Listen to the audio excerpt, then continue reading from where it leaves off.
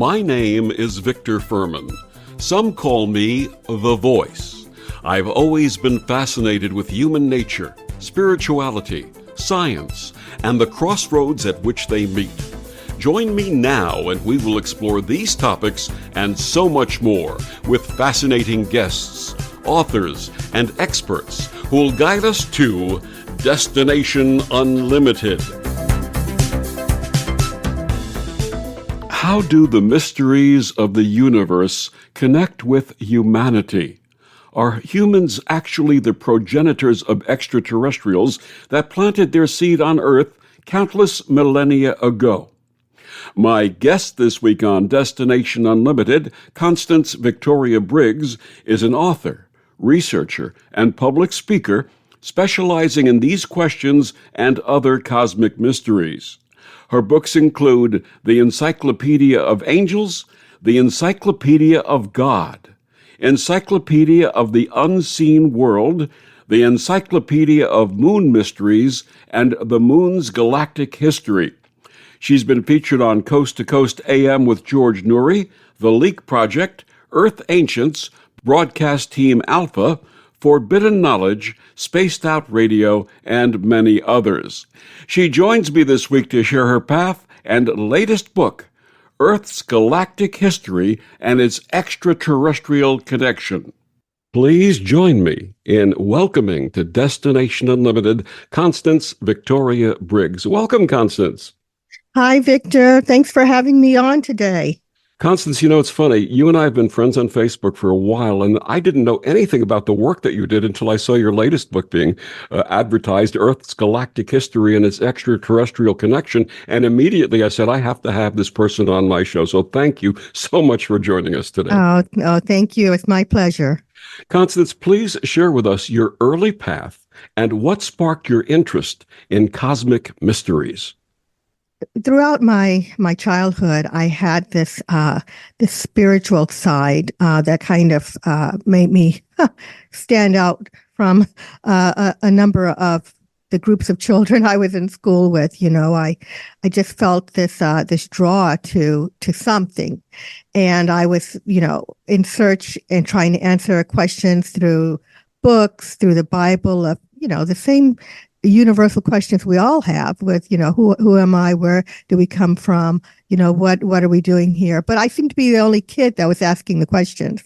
As time moved forward and I continued on my path, I did a lot of studies. I dabbled in different religions and that kind of thing. And then things really seemed to start opening up in my 20s. In my 20s, I began to have some very interesting experiences that I could not explain, but I now contribute to my guides, my unseen guides that I believe we all have, trying to give me an education and set me on a path to have my questions answered.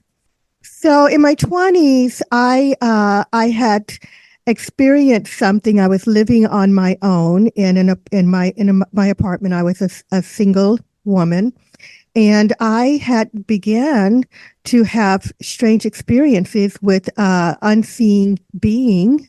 I don't want to say ghost because I really don't know what it was in my apartment, creating a bit of a ruckus, and it was very scary. And so I started searching for answers, which led me to the idea of angels being around to help. You know, I learned to call on angels. And when I did that, this entity left my apartment, stopped making, you know, sounds and moving furniture and objects. And so that was my first real dealings with the unseen. And then after that, I started rapidly experiencing other things, like I started leaving my body, having out-of-body experiences, and so forth. So that's really when things began and opened me up to this research.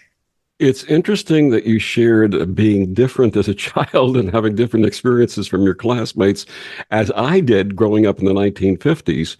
And one of the stories that I've often shared is that when I was in first grade, which would have been around 1959, 1960, the teacher had a book on the shelf called You Will Go to the Moon. And I asked the teacher if I could borrow the book, and she said yes, and I took it home. And 2 weeks later, she said, you borrowed that book, you have to bring it back. And I said, well, I can't bring it back. And she said, why? And I said, because it's wrong. And she said, Oh, how do you know it's wrong? And I said, because I've been there. So consequently, my parents were called. I had counseling, and they just oh, chalked it off to what they used to call in those days an overactive imagination, oh, only yeah. to find out later on. And my mother, eventually prior to her passing, came out and admitted to me that she had similar experiences when I was born and when she was a child. So it kind of confirmed for me everything that I had gone through. So that Oh, leads to the question concerning extraterrestrial entities. mhm. Have you been a contactee or experiencer? So when I first started having my out of body experiences, that's when I kind of well, it was one of my second experiences where I was introduced to the idea of extraterrestrials. Now, I want to just back up and say that when I was 14, I had what some would call a near death experience that I now believe was an extraterrestrial experience where I was dying. I had tried to commit suicide. I was a bullied child, and up in front of me, a swirling cloud, which is what it looked like a swirling cloud, opened and dissipated, and a man dressed in a long white, I want to say gown, with the turtleneck, stepped out, and he was beckoning me to come, and he looked very, very concerned. And I believe today, because I knew nothing about this then, if I had reached out to him, I probably would have pulled up and out of the body, and I wouldn't be here today. But whoever that was knew me and was very concerned. So today I call that an ET experience. But moving back to my 19 to the 20s, to my 20s when I started having the OBEs, I started traveling, and I believe I was going to other worlds. And one of these worlds, I saw I would travel and I would wake up in the middle of traveling. It wasn't even a dream. It was me being conscious of knowing that I was out of my body and I was moving and I was going places. So this one, one of the earlier ones, there was a young person, and she was humanoid, but her facial features told me immediately that she wasn't human. I wasn't seeing a human spirit. I was visiting a world. I could see the structures. I could see the habitats, and I could see the beings. And I was very close to this person. And I was wondering what she was seeing when she looked at me. But I knew then that I was traveling to another world. And since that time, I continue to do so. In my one of my latest and favorite experiences, I was in a place where I dream of periodically. I dream of this place, and this time, I was there with three beings who again looked very concerned. Now they were that whereas the first being in the long robe was very human looking. He looked like any one of us. These girls they were three females, and they were humanoid, but their eyes were different. Their eyes were very rounded, and they were green. And I remember just looking at their eyes, thinking, wow, that's pretty interesting and amazing. But I tell you, Victor, there was something wrong with me, and two of them were moving very quickly to do something, and one was right in front of me, and I can still see her. And I don't know what was going on. We don't come back with all of the memories from our travels, but it concerned me that they were concerned. And I have a lot of books here on extraterrestrials and ETs that people have seen and drawn and described, but I haven't found them, and I've been looking for them, and I haven't seen them again. But outside of that, I have had a lot of experiences in the unseen. So there was one occasion One of my favorite stories is I had a little toddler who was sleeping many years ago, and I decided to take a nap as well. And I was well experienced now with out-of-body experiences.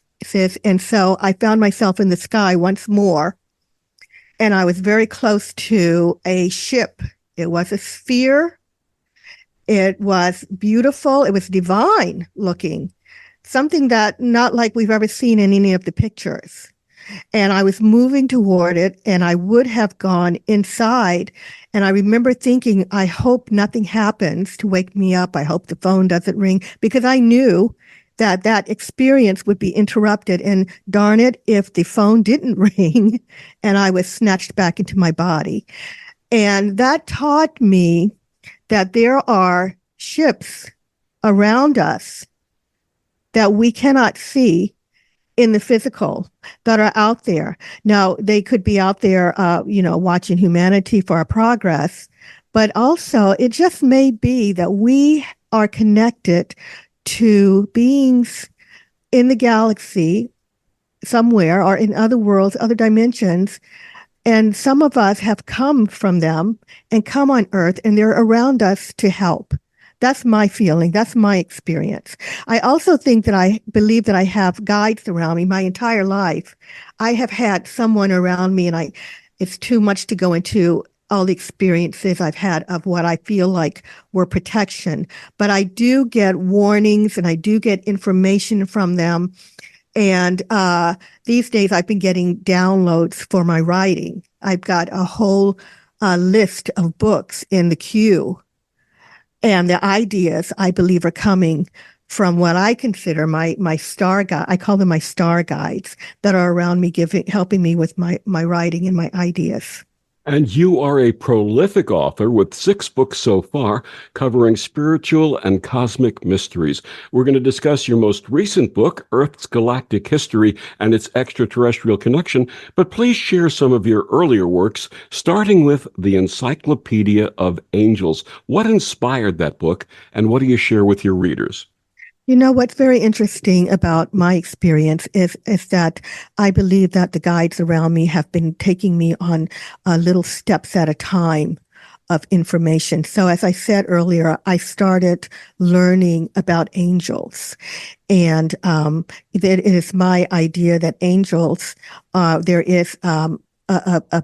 are those around us that are here to help. And that number of them actually are extraterrestrial, and angels would be extraterrestrial anyway, because, they're not from here. But I believe that there is a group out there that are extraterrestrial that come on with us that also help. So that's where I began with my research on angels, seeking help with that experience in my apartment. So I had started learning about them and experiencing other areas where I feel like I had guardians, and collecting stories about them. I'm an avid, a kind of a story collector. I'm always throwing things in files, and I always wanted to write. So when I started learning about them, I thought, this will be an interesting topic. But little did I know that I actually would one day produce this book. That's where I started with the angel connection. And then throughout, I have had experience where I was, like I said, in the world, and I had some incidences where I believe I was around. So that's what got this book going. I wanted people to know the names of known angels. I wanted them to be able to just go to a book and call on an angel for help. So in my book, it is an encyclopedia, and you can go in and just get the name for, perhaps you want an angel. I don't know, maybe you're a Bible student. Some of them came from religion, and you wanted all of the archangel names. Okay. So I put them in there in the book. I put in, their mission in the world.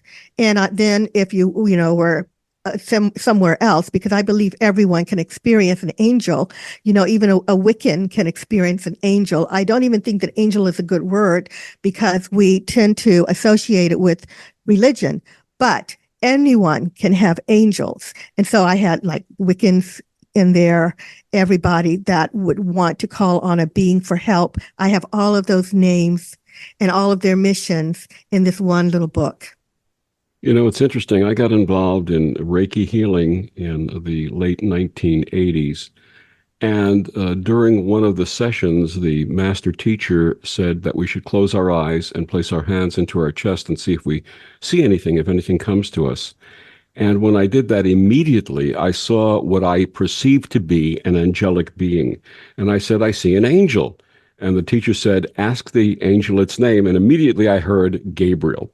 That night I went home, and my daughter, who was 11 or 12 at the time, said, what's this Reiki stuff that you do, Daddy? And I said, do you want to see it? And she said, yes. And I placed my hands behind her head and told her to close her eyes. And she said, Daddy, she said, I see all the family who had passed before, Grandpa, and she named several relatives who had passed even before she had been born. And she said, Daddy, there's an angel flying above our family. And I said, what's the angel's name? And she said, Gabriel. So she confirmed for me in that session. That was a very special and beautiful time. So yeah, those are really great experiences when we have them. Your next book after the Encyclopedia of Angels was the Encyclopedia of God. Now, with so many different kinds of believers and non-believers, what was your goal in writing this? I wanted to get an idea at that time of who and what is God. And so I, for my own personal satisfaction, went on a journey of searching for God. And as usual, I was collecting stories, and I thought that I could take all of the ideas and beliefs of God throughout history and put them in one volume for people to kind of be able to go to if they had their own questions about God, and they're searching for other people's beliefs and ideas, and see, I wanted to see how much of it they had in common, these different cultures and different belief systems. And what I found was that the idea of God is the basic belief throughout the world, that there is a prime source or a prime being, over all of us, and that when we leave this world, it is believed by most of those religions that we revert back to God, who is in a good place and a beautiful place and that's where we go. So that was interesting for me, because I had no idea outside of Christianity what the belief in God was at the time of writing that book. So that was my idea, just to find out who and what God is. Now that book serves as a product for people looking at religion and trying to understand different religions. That's how it has been used recently. It's interesting that I attended Interfaith Seminary in the 1990s as part of my path. And one of the things that I learned was that in virtually every faith, every religion around the world, there's a basic form, an iteration of the golden rule: do unto others as you'd have them do unto you, love your neighbor love thy neighbor as thyself. And if everybody forgot everything else in all of the religious works and just practiced those two tenets, what a wonderful world we would have. Yes, yes. And the whole idea of love. If you just apply love everywhere, then we're done. We're good, right? Absolutely. Absolutely. So the Encyclopedia of God was then followed by the Encyclopedia of the Unseen World. What did you explore in that book? So this is where things that got extremely interesting. After starting to have these out-of-body experiences, my father passed away. When my father passed away, by this time I had done my research into the other side. I researched angels, the other side, what goes on when we die. And then when he passed away, he sort of proved to me that my studies were valid, and he let me know after his passing that he was there. And he did so in such a way that it led to the Encyclopedia of the Unseen World. So my father passed away, and he hadn't had the time before passing to visit my home in California. I'm from Alexandria, Virginia, and now I live in Southern California. He hadn't come out here, but from the other side, he was able to find his way just like he had a GPS to get here or something. It's very interesting. So after he passed, we were living in a time in Southern California where we had an energy shortage. And so we had to conserve energy, and we would have the lights off. I had a single family home, 2 stories, and the lights were off except for what we really needed. So this time, I was sitting in my office, and I was working on a book, working on some writing, and my toddler was there. And my computer was just doing things I had never seen. It was just going on and off and going crazy and blinking. I was getting really frustrated. And it never occurred to me that it could be something, going on with my dad, right? So I was on the phone with my husband, who was on a trip, and said, "You should see what my computer's doing. I've never seen it do it like anything like this before, going on and off and chapters closing and opening. It was just bizarre, right?" So a little while later, I took my toddler downstairs. And I turned on the light in the living room. We walked to the family room, turned on that light, and because I had to look for some things. And while I was in the family room, the light in the living room just totally went out.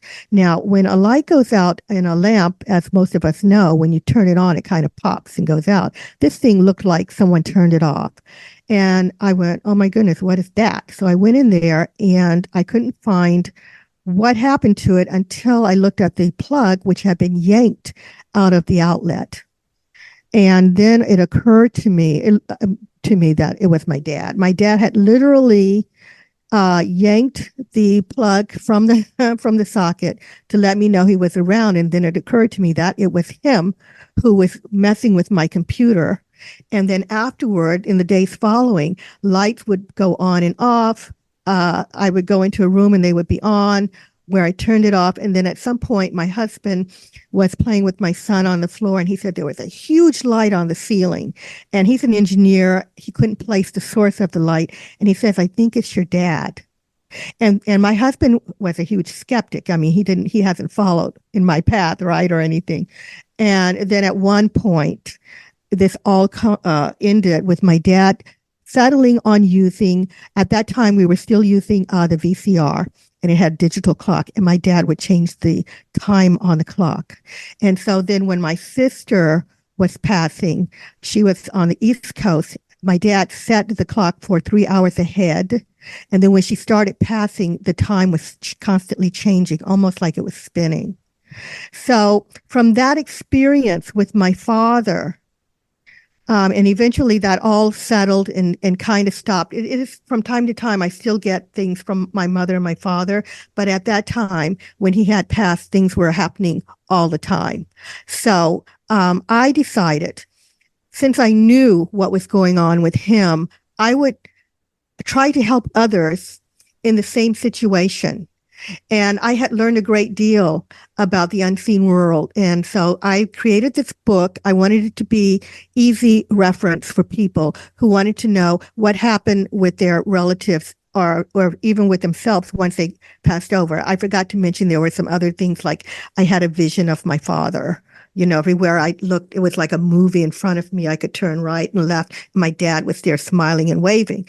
So in this book, you can look up after-death communication, things that they do like electronics, visions. You can look up angels. Who are the angels? Who are the archangels? You can look up going into the light, what happens when we enter the light.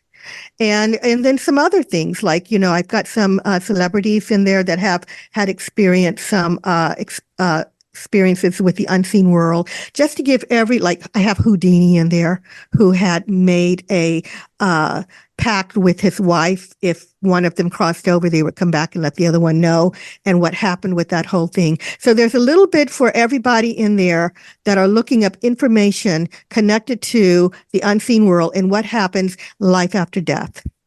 My guest is Constance Victoria Briggs. Her latest book is called Earth's Galactic History and its Extraterrestrial Connection. Constance, please share with our listeners where they can get all of your books and find out more about you and your amazing work. My books can be found on Amazon, and that's pretty much where they're all kind of lined up there. You can also find me on Facebook. I have a number of pages under my name. And we'll be back with more of Constance after these words on the Om Times Radio Network. The best of the holistic, spiritual, and conscious world. Om Times Radio. IOM FM.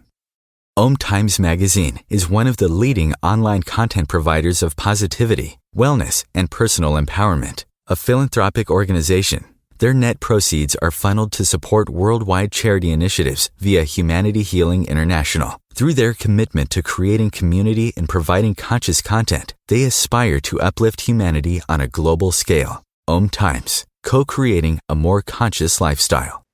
Back on Destination Unlimited, my guest this week, Constance Victoria Briggs. We're going to be talking about her latest book, Earth's Galactic History and its Extraterrestrial Connection. Before we talk about that, 2019 brought your Encyclopedia of Moon Mysteries.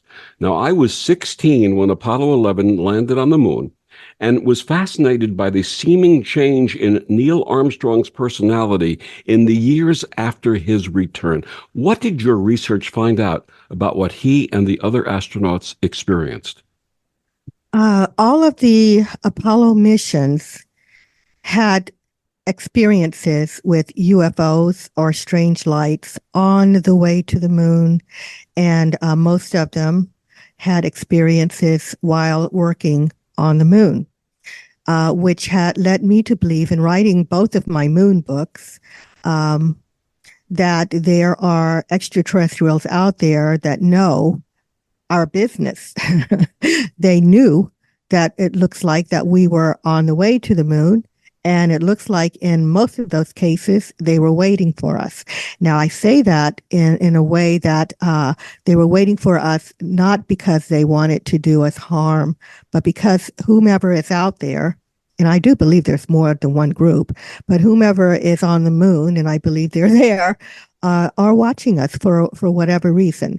So they all experienced something.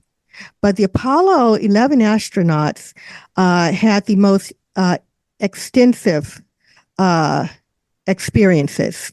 So when the astronauts first came back, as you said, they did a press conference where they all looked just really gloomy.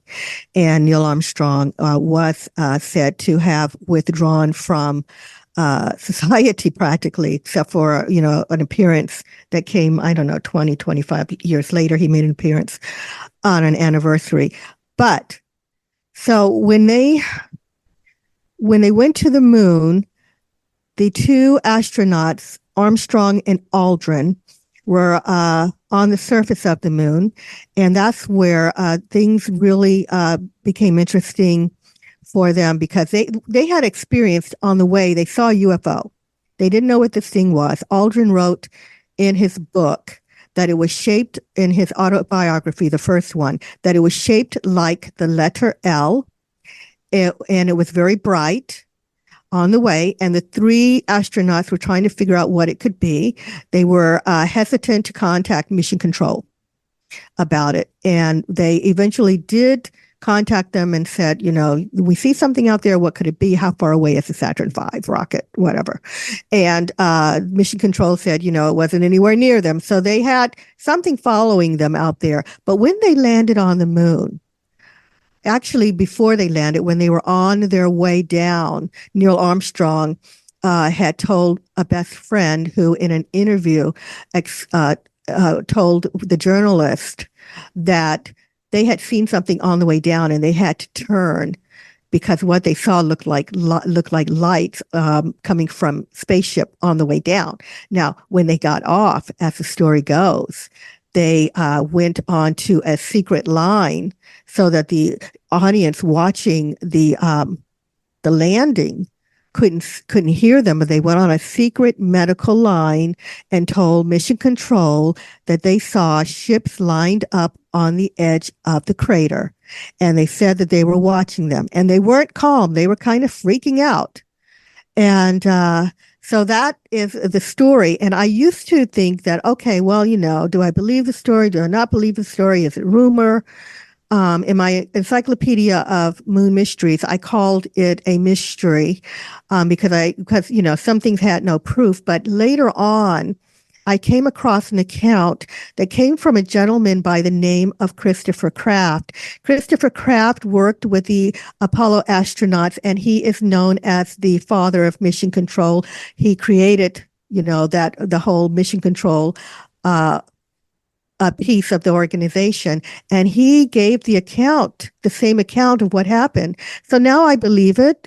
They saw something up there, they saw someone, and I believe that when they came back, some people are saying, oh, the astronauts were depressed because they know they didn't go, and they never made it to the moon. But this is not true. The truth is, according to Christopher Kraft and others, and the astronauts themselves, they said they saw things out there, and they were not allowed to talk about it publicly because NASA and the powers that be did not want to scare the world by saying there's extraterrestrials out there. Now, there is a report called the Brookings Report. Many people know about it. I don't know if you're familiar with it, Victor, but NASA wanted to know basically, what do we do if our astronauts encounter extraterrestrial life, intelligent life out there?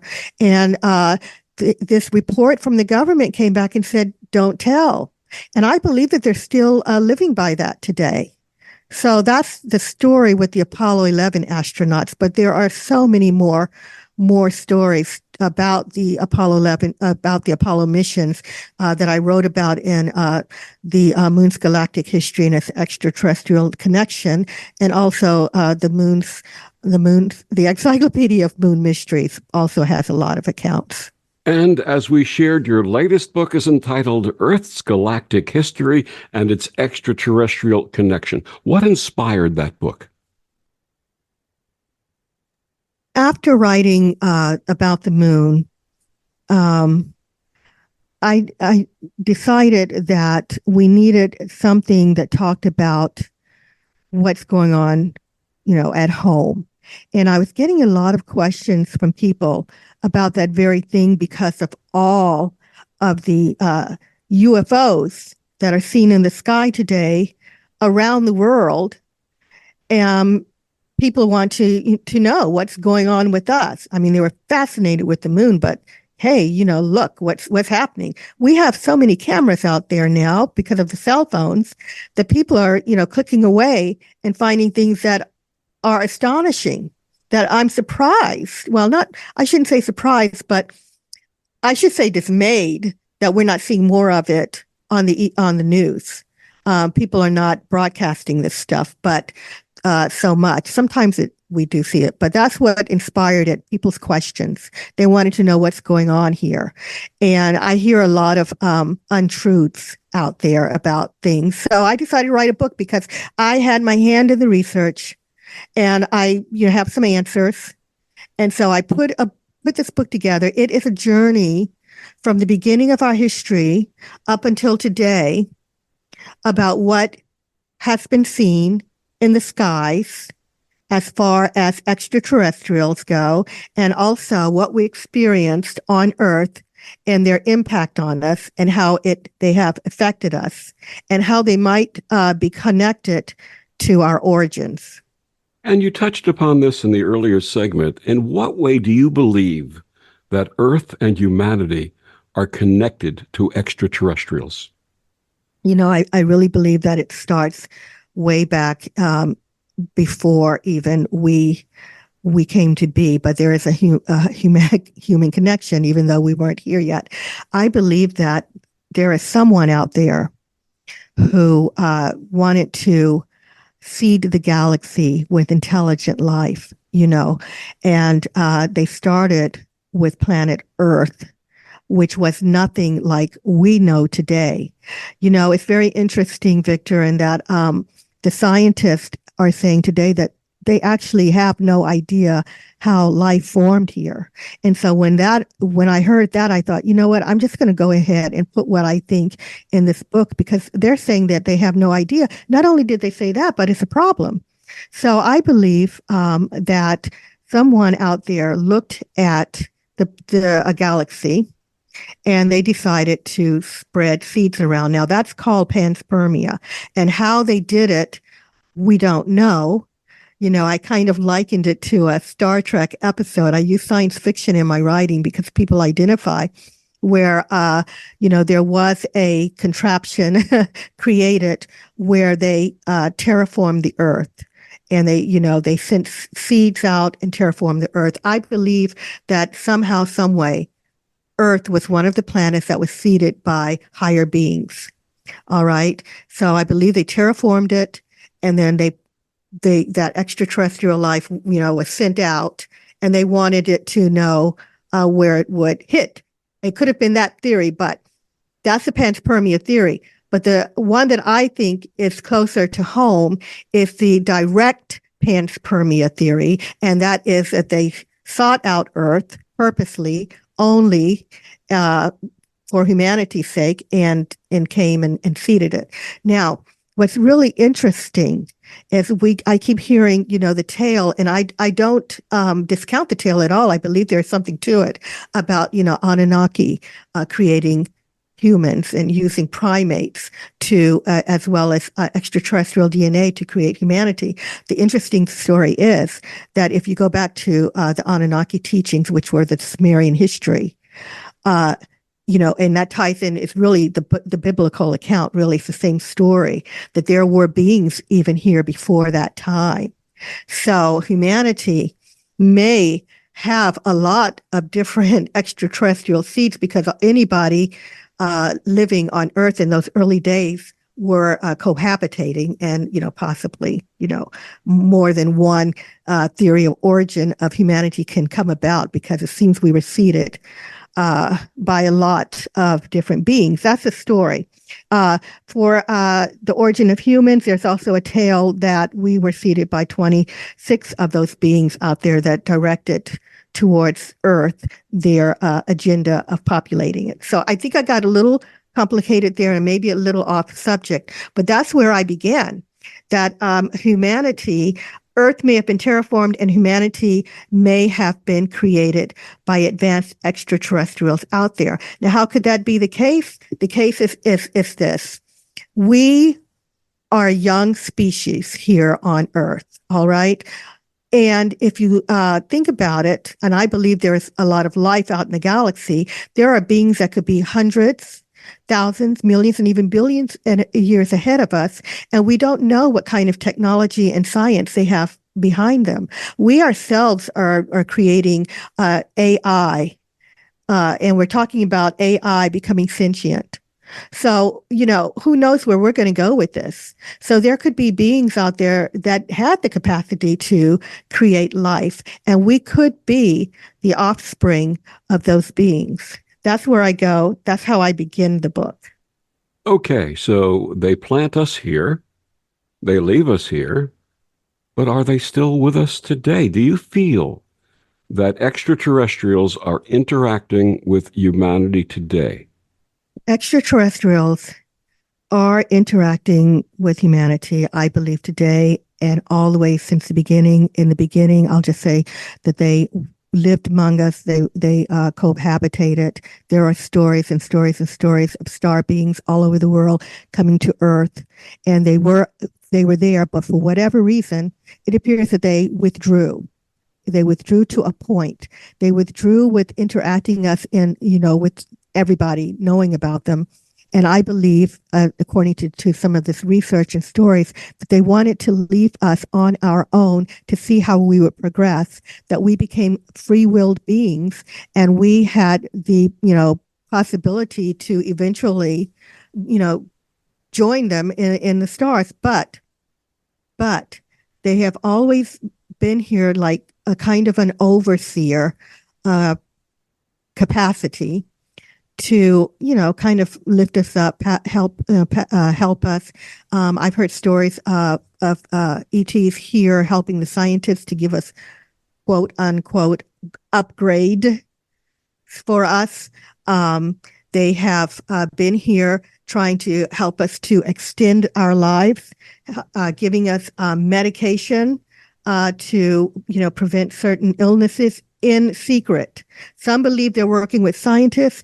Others believe they are being given downloads and being communicated with telepathically. Now, The problem is humanity has not progressed in a way that would be a way that they would find is complementary to their creation.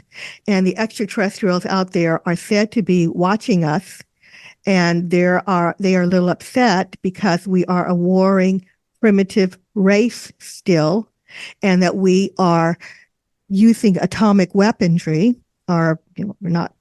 Eventually, that may lead to World War III. They're upset about that. They've been known to take missiles and disarm them. They have been known to. There are stories of approaching the government and asking the government to not use weaponry, to try to have peace here, so that we don't affect the rest of the galaxy. Apparently, we're having some kind of domino effect in how we're treating Earth and our warring, etc. So they are out there watching. They are around watching. And also, they're watching our progress, but also they are here on their own, quietly on their own missions. When we're looking at other worlds out there, these beings are themselves explorers of the universe. There are some coming in to observe a new race, a new species, and see how we're progressing, and taking back information for their own knowledge. Also, it looks like there may be some that are here to take some of Earth's resources. I have had people tell me that there are UFOs that have been seen extracting water from the oceans. So there are a lot of reasons they could be here, but they are very much like Star Trek, I think, in that they are hiding themselves. They're not allowed to openly live with us and interact with us the way they once did. Now, there are some contactees or experiencers who have positive experiences. I'm one of those people. And then there are those who consider themselves abductees and have had negative experiences. What has your research shown? Well, basically, the abductees are something I don't really discuss a lot, because I feel like I didn't have that experience. Whatever happened to these people were done by obvious negative beings that I believe may have been ignoring what I call, from Star Trek, the Prime Directive, and I believe that they are now paying the consequences of their actions on humanity. It's my understanding that abductions are no longer occurring, and I can't say that with certainty, but I haven't heard of any lately. All the ones that I've come across have been in the past, mostly from the 60s to perhaps the early 90s. I haven't heard of anything lately. And it's been said that they have stopped, and they have been told to stop this behavior. So obviously there are the good and the bad out there, and these negative beings created quite a havoc here on Earth for mankind. I personally couldn't even look at the picture of a gray alien after knowing some of the stories that were out there. So, but we have a lot of positive extraterrestrial beings around us. Now, I've had show hosts get a little frustrated with me for saying it, but everything isn't about abductions and animal mutilations from these negative beings out there. There are beings that are here, that are in Earth's vicinity, that are here to help. Now, one of my favorite stories, and I tell this story a lot, is that of Gene Roddenberry. Gene Roddenberry created Star Trek, and he is well known to have been sitting in on channeling sessions with a woman who said she was in touch with extraterrestrials. They said they were in a ship, a huge ship in Earth's vicinity, and they were here to help, that the crew themselves were from different worlds from throughout the galaxy. And so they were here to help us. If our Earth became in some trouble from a worldwide catastrophe, there are said to be ships out there by these beings to lift people off. They are said to have moved asteroids aside and prevented them from hitting Earth. They may also be the extraterrestrials that have been disarming missiles or showing up to rescue people. There are stories of people being rescued from certain disasters and then disappeared. So they are out there. They are the ones who are patrolling the galaxy. And this story comes from the idea that there were wars once in our galaxy, and they're trying to prevent any bad things occurring between worlds out there, and they are patrolling, and they're here to help us. So. Absolutely. My guest, Constance Victoria Briggs, will be back with more after these words on the Om Times Radio Network. Humanity Healing International is a small nonprofit with a big dream. Since 2007, HHI has been working tirelessly to bring help to communities with little or no hope. Our projects are not broad mandates, nor are they overnight solutions, but they bring the reassurance that no one is alone and that someone cares. To learn more, please visit humanityhealing.org. Humanity Healing is where your heart is.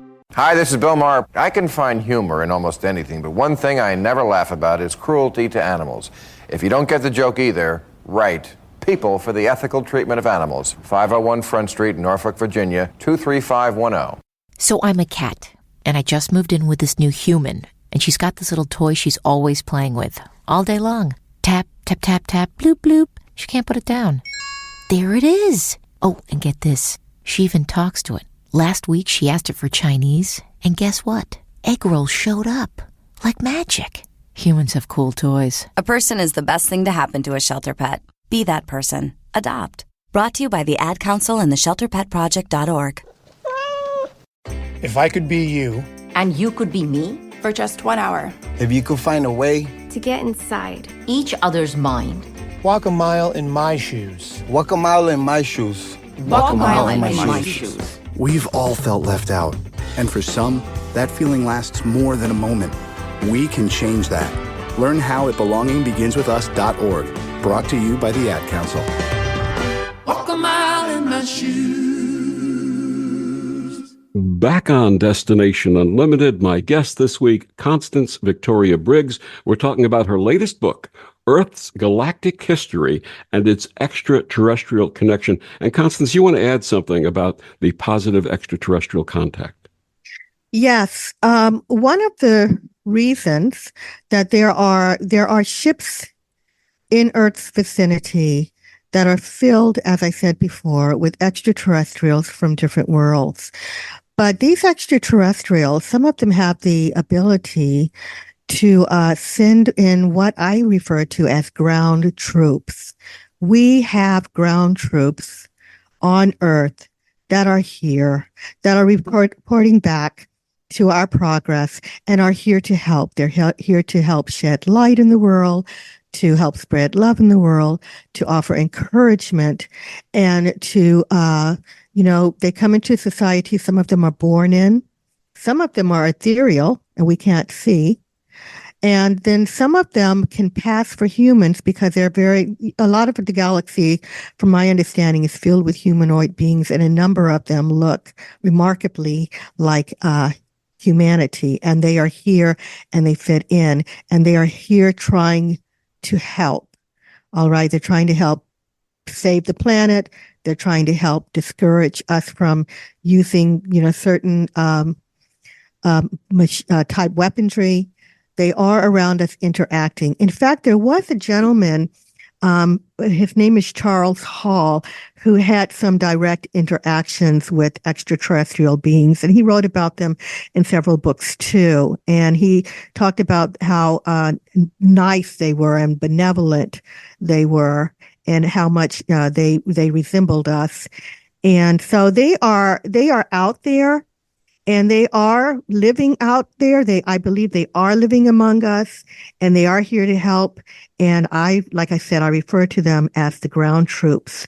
What's really interesting, and I've been searching for answers, is how does one go from one world to being born into this world? You literally have, people from other worlds that are extraterrestrials that are human. So that's very interesting in itself too. And I know that gets a little complicated and deep, Victor, but that really is a thing, how you can be teleported from one world into this world and be born. So yeah, that's all ideas that I believe are happening. My tagline, I don't know if you ever noticed my tagline on Facebook, but it says, visitor from a small planet staying to make a difference. And I think there's a lot of us out there. And I think you are, Constance, you are too. You're a sister. So absolutely, you're one of us. So thank you. Thank you. Constance, what's the cosmic freeway? Yeah. So I'm kind of surprised when I hear the idea that scientists say we cannot be visited by extraterrestrials because there is no way they can go from one part of the universe to Earth. It takes too long. It takes too much energy. It's too expensive. It takes too much time. And I'm thinking, but they're here.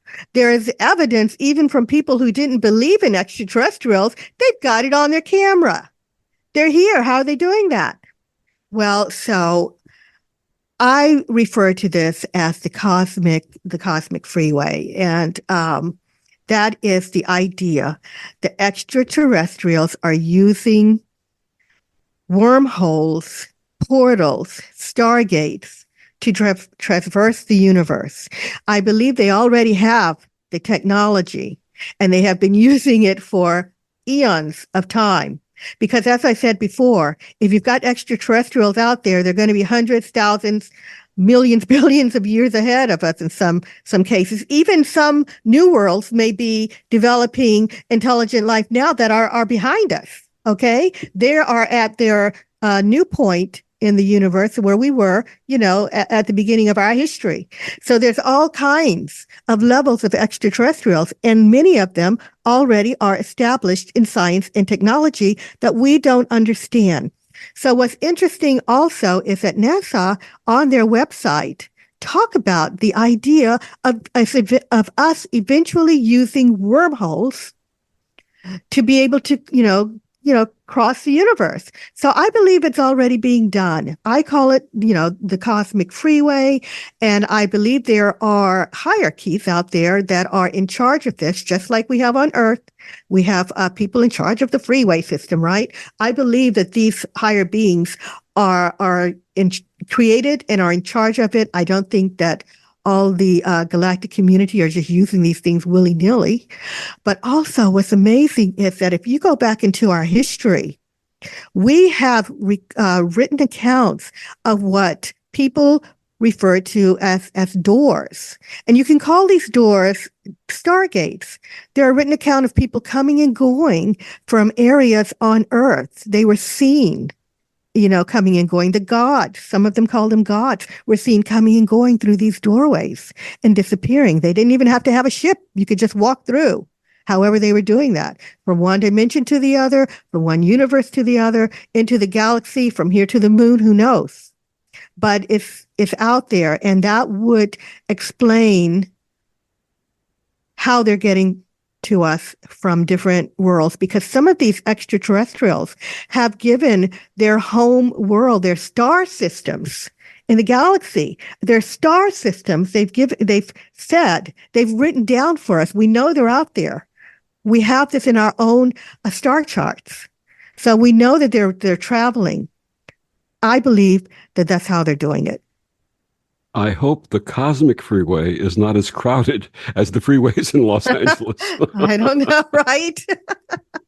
Constance, what would you like readers to take away from Earth's galactic history and its extraterrestrial connection? I think that we need to open our minds and think out of the box when it comes to the idea of humanity being the center of the universe, like we've been taught, so much of us growing up that, this is it. This isn't all there is. When I look at the universe, my view of it is that we are living in a community of life all around us. Now, for whatever reason, it may be hidden from us, until we mature as a species and are ready to join the galactic community. But basically, I think we need to think out of the box. And I think that we need to do our research and try to come up with answers on our own and not wait for what they're calling disclosure before we understand what's going on out there. Absolutely. My guest, Constance Victoria Briggs, her latest book, Earth's Galactic History and Its Extraterrestrial Connection. Constance, one more time, please share with our listeners so they can get all of your books and find out more about you and your amazing work. Guys, if you just go to Amazon, all of my books are listed there. But if you need an alternative, my last 3 books, the Encyclopedia of Moon Mysteries and the Galactic books, are on Adventures Unlimited Press.